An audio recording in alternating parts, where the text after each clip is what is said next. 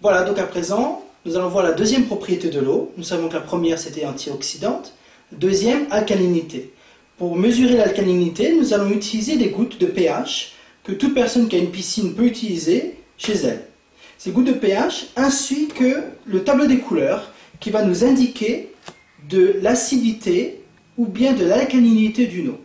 Vous vous souvenez de ce que les Japonais disaient, 80% des maladies sont en partie dues à l'acidité du corps. Et nous allons constater si, avec les liquides que nous buvons tous les jours, si nous avons tendance à être alcalin ou si notre corps a tendance à l'acidité.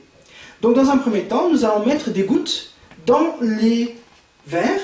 Ce sont les mêmes que nous avons utilisés juste auparavant. Et ce que je fais, je mets 3 gouttes. Voilà. 1, 2, 3 dans chacune. Et vous voyez que les eaux changent de couleur. Nous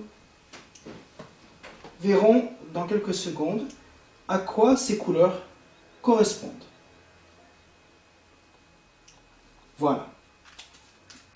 Donc nous avons nos gouttes ici. Maintenant, regardez le 7-Up. pH très bas, très acide. Le Perrier, un peu moins acide. La Lorezza, acide. L'eau Saint-Georges, acide. La Wattwiller, neutre. L'eau de montagne, neutre. Épar, neutre. L'évian, légèrement alcaline.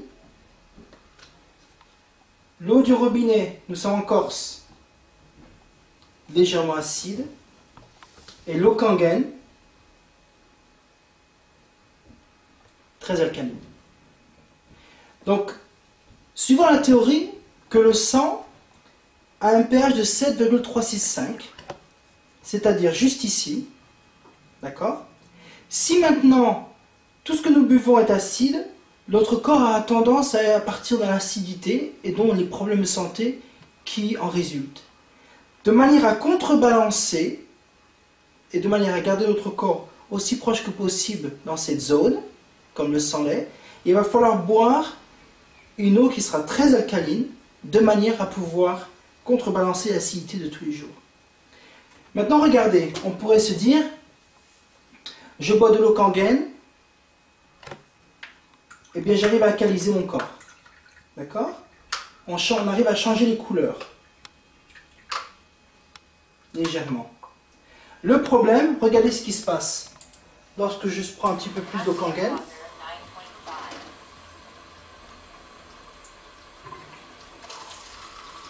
voilà.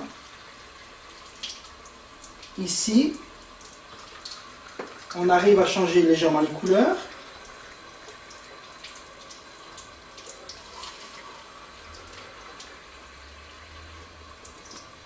Regardez ce qui se passe avec le 7-Up. On ne change rien. Le Perrier, constante lutte.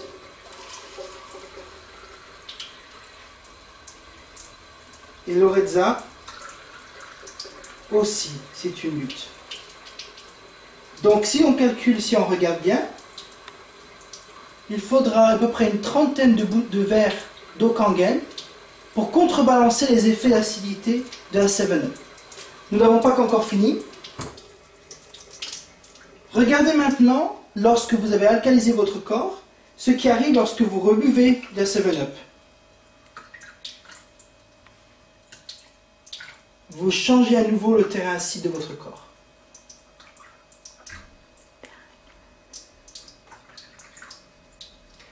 Qu'est-ce que cela prouve? Cela prouve qu'il est très important que tous les jours, nous buvions de l'eau Kangen parce que tous les jours, notre corps est attaqué par l'acidité, que ce soit par les boissons ou que ce soit par les aliments ou même par l'air que nous respirons. Rappelez-vous une chose, c'est que si vous mettez derrière un bus de nos jours, lorsque le bus accélère, toute la fumée noire qui sort, toutes ces acidités et cette pollution dans l'air, on attrape autant de radicaux libres et autant de saleté que notre arrière-grand-père aurait respiré dans toute sa vie. Voilà, nous vivons dans un monde de nos jours assez acide, avec les pluies acides et avec toutes les pollutions. Il est très important que nous puissions avoir un outil, c'est-à-dire l'eau Kangen, pour nous aider à nous débarrasser de ces agents qui nous attaquent tous les jours.